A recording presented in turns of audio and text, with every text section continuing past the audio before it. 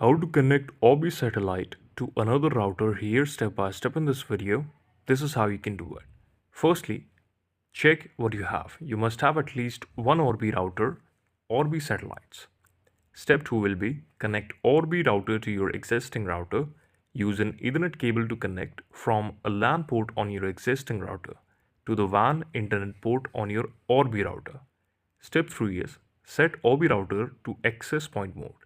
Go to browser and visit this link I'm showing you on the screen, that orbilogin.com. Log in with your credentials like your ID and password. Navigate to advanced setting, then advanced setup, then router AP mode. Select access point mode. Save changes. The OB router will now act as a Wi-Fi access point.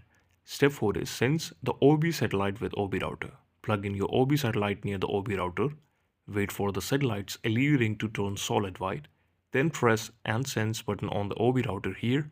Within 2 minutes, press and sense button on Orbi satellite.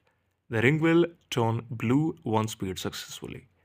Place satellite where you need it. Once sensed, move the satellite to a location with good signal from the OB router. Use the LED ring as a signal guide.